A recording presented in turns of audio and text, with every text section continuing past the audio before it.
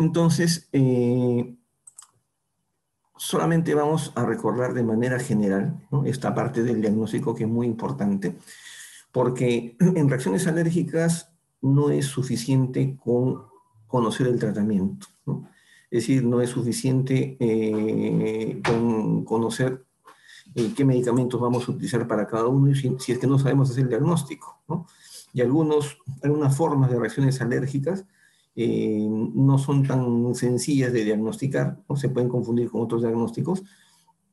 Y en algunos casos también tenemos un poco restringida nuestra visión respecto a las reacciones alérgicas, porque pensamos, cuando hablamos de reacciones alérgicas, pensamos inmediatamente en shock anafiláctico y esas cosas que definitivamente son importantes, pero hay otras reacciones alérgicas que están andando también por nuestro consultorio, ¿no?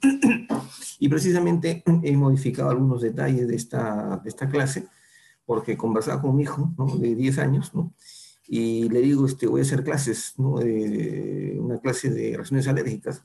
Ah, me dice, es sobre los problemas respiratorios, me dice. Y efectivamente, ¿no?, las reacciones alérgicas también cursan con algunas patologías nasales, ¿no?, que van a frecuentar el consultorio y que nosotros vemos la maloclusión y no vemos la causa de ese problema.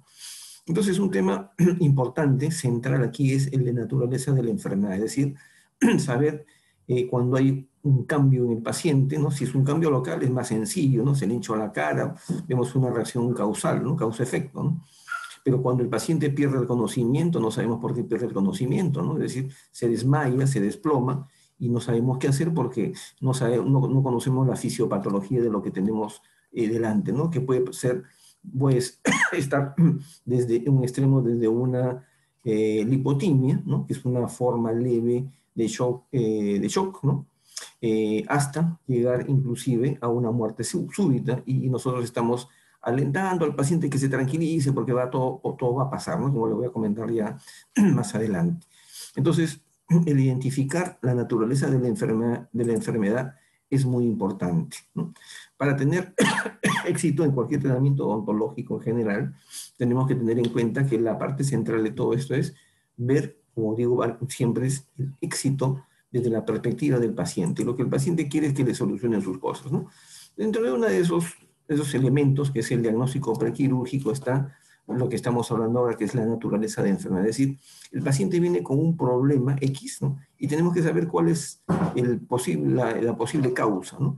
Si es no sé, es una infección, es una reacción alérgica, como hemos visto el día de hoy, ¿no? Es una enfermedad, si es una enfermedad alérgica, pero de orden local, es de orden sistémico, qué sé yo.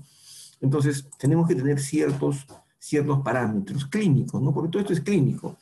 Y en odontología, lamentablemente, hay que decirlo con mucha preocupación, estamos perdiendo la clínica, ¿no? Nos estamos enfocando demasiado, a veces confiando demasiado en la tomografía, en la resonancia magnética, no sé, en algún estudio de laboratorio, saben, de laboratorio sofisticado, ¿no? A veces cometemos hasta el error de que queremos ver la articulación temporomandibular y le pedimos una tomografía y no vamos a ver absolutamente nada, ¿no?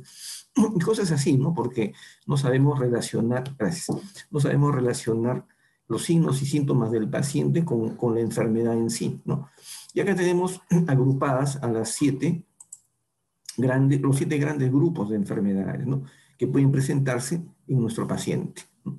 Y como decía hace unos segundos, unos minutos, algunas son muy sencillas de diagnosticar, porque con una neoplasia benigna, maligna, son lesiones de orden local, una infección es de orden local generalmente, o empieza como una lesión de orden local, después se puede extender, pero inicialmente es local, ¿no? Pero una reacción, una enfermedad, perdón, autoinmune, o un trastorno inmunológico, una reacción alérgica, no necesariamente tiene un inicio local, ¿no? Hay reacciones alérgicas locales, pero también otras que la mayoría son sistémicas. Entonces, tenemos que identificar bien en qué grupo de enfermedad nos encontramos, ¿no? Y este cuadro se los voy a compartir más bien eso está en uno de los ebooks, ¿no? Pero igual se lo voy a compartir por el WhatsApp, ¿no? Porque no lo voy a desmenuzar, porque tardaríamos mucho tiempo. Pero están las principales características clínicas de cada uno de los grupos de enfermedades, ¿no? Y no es cuestión tampoco de aprendérselo de memoria, ¿no?, sino es cuestión de identificar los signos y síntomas y ver cuál de ellos más o menos es el que encaja dentro de alguno de estos grupos. Por ejemplo, el día de hoy queremos ver enfermedades inmunes, ¿no? Yo creo que está mal escrito autoinmune porque no todos son autoinmunes, hay muchos que son respuestas alérgicas a noxas externos, ¿no? Más bien, el término autoinmune, eso lo voy a corregir, el término autoinmune significa de que esa reacción antígeno-anticuerpo está ocasionando la producción de demasiados anticuerpos, ¿no? De tal forma que comienzan a producir algún tipo de daño o algún tipo de patología, ¿no? Si la clase fuera de infecciones, diríamos que hay 4 tipos de infecciones, ¿no? De origen bacteriano, viral, micótico, parasitario, y cada uno con sus respectivas características clínicas. Rápidamente, una infección bacteriana con contenido de pus, aquí también un poco más grande quizá, infecciones virales que son más difíciles de identificar, ¿no? Porque no hay lesiones patognomónicas, salvo en el caso del herpes virus, ¿no? las infecciones virales que son originadas por virus que tienen ADN dentro de su contenido, ¿no? Este es un herpes zóster, ¿no? También bastante espectacular, pero bastante fácil de diagnosticar porque las lesiones vesículo-ulcerativas siguen la distribución de un nervio periférico. Cuando la lesión es traumática, también cuando es micótica, ¿no? El hongo, la candidiasis, puede tener 3 formas de presentación. La presentación pseudomembranosa, que es la de la izquierda, la eritematosa o hiperplásica, que es la del medio, y la atrófica o ulcerativa, ¿no? Que es muy dolorosa en el lado derecho, pero que las 3 siguen siendo originalmente infecciones locales, ¿no? Y después las infecciones parasitarias que son producidas principalmente por inoculación directa o depósito de huevo directo por el insecto, ¿no? Dentro de una herida de la piel o en el caso de la leishmaniasis a través de la picadura de un insecto es que el parásito se introduce en la piel, ¿no? Y así vamos viendo cada uno de los grupos de enfermedades, por lo paso rápido, lesión traumática de diferentes tipos, ¿no? Menos grave, más grave. Tumores benignos o neoplasias benignas que podremos pasarnos horas de horas de horas describiendo cada uno de ellos, ¿no? Tenemos también lesiones tipo tumor, ¿no? En el caso anterior eran quistes, estos son tumores, ¿no? Después neoplasias malignas, de las cuales hemos hecho incluso una clase, ¿no? Hemos hecho hasta un curso de cómo hacer biopsias, ¿no? Porque es importante, ¿no? La biopsia, el éxito de la biopsia está en el diagnóstico clínico, ¿no? Y acá también, en la clase de hoy también, ¿no? Vemos rápidamente 2 tipos de neoplasia maligna, la de arriba de origen un carcinoma, de origen epitelial, y el de abajo un sarcoma, ¿no? Después tenemos malformaciones congénitas que pueden ser genéticas o hereditarias, ¿no? Hay diferentes patologías, hay un mundo de patologías en esto.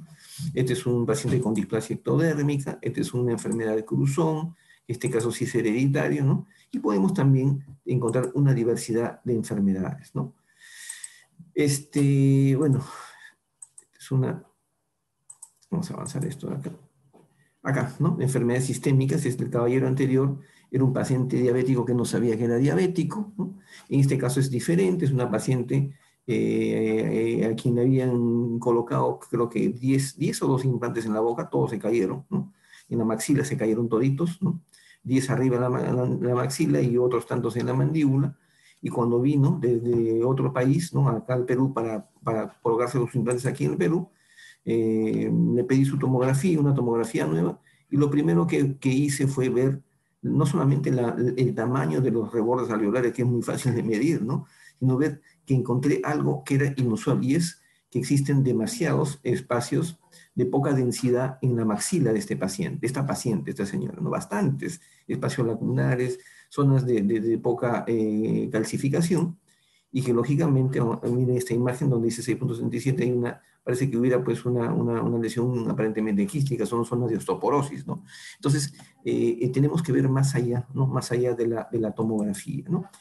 Miren, acá está la misma imagen, este es el seno maxilar. Entonces, hay enfermedades sistémicas que también ameritan nuestro diagnóstico o un enfoque clínico para el diagnóstico, porque este es diagnóstico tomográfico, ¿no? Y en este grupo de enfermedades dismetabólicas están la mayoría, ¿no?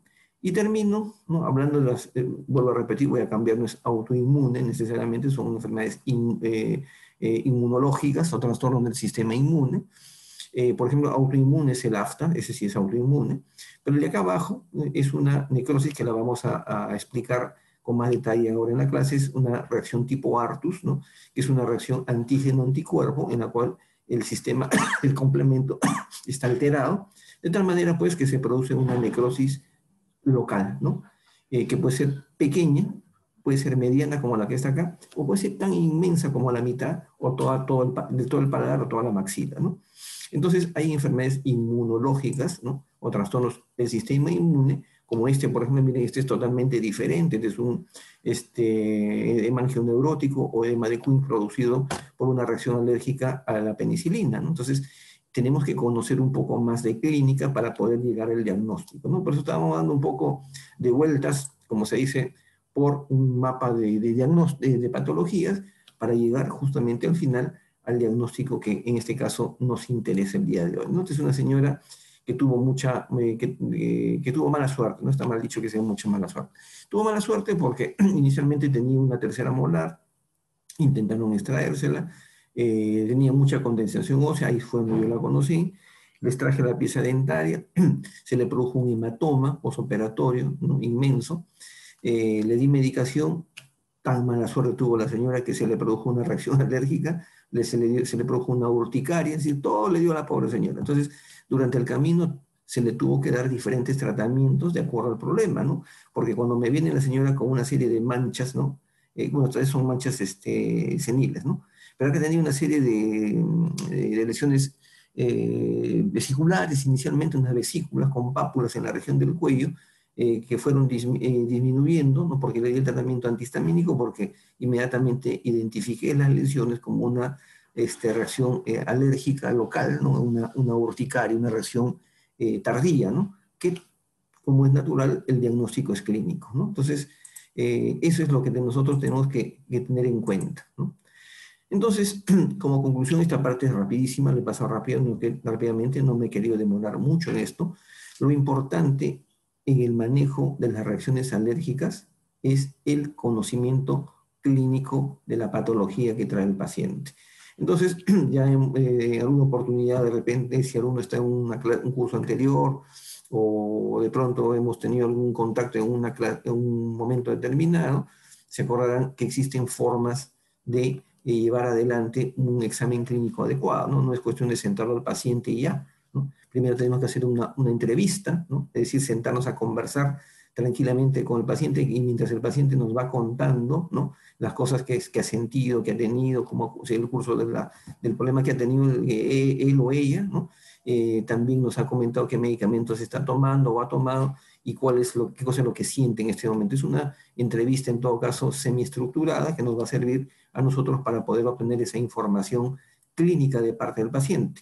De tal modo que cuando lo sentemos en el sillón dental y el paciente abra la boca o de repente no abra la boca porque tiene lesiones cutáneas, simplemente vamos a relacionar o a correlacionar eso que vemos clínicamente en el paciente con lo que el mismo paciente nos contó, ¿no? Y ya sacamos una conclusión y llegaremos a un diagnóstico clínico o nos reforzaremos, nos ayudaremos con algún examen complementario, ¿no? El hecho es que si la reacción alérgica es leve, ¿no? O es local, perdón, de pronto lo peor que puede pasar es que le pique demasiado, ¿no?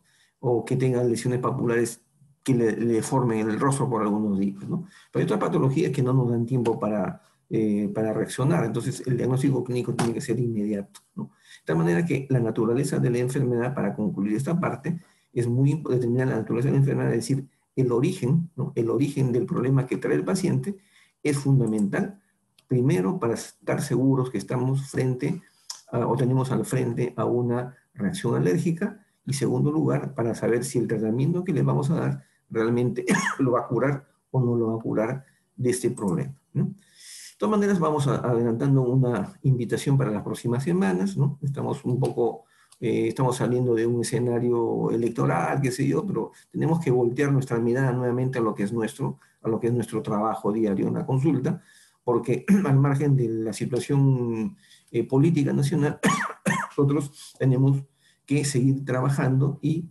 como hemos dicho varias veces, los centros de atención pública todavía desafortunadamente no están atendiendo al 100% y muchos de estos pacientes están concurriendo a nuestros consultores. Nosotros tenemos dos cursos, uno sobre extracción mínimamente traumática en zonas estéticas, que apunta a aquellos colegas que hacen rehabilitación, aquellos que hacen implantología o aquel que simplemente quiere cambiar de chip, ¿no? En donde ya la permanencia del diente no es el objetivo, no es el paradigma de la odontología el preservar el diente, sino conservar el reborde alveolar. Y para ello existen técnicas para hacer extracciones, conservando el reborde de manera adecuada para la futura prótesis sobre implantes o sobre dientes naturales, ¿no? Y el otro curso está referido a pacientes con trastornos sistémicos, que también tiene mucho de clínica, ¿no? Ya la otra semana ya estamos cerrando ya el grupo, ¿no? Para empezar el curso de implantología básica, porque es un tema fundamentalmente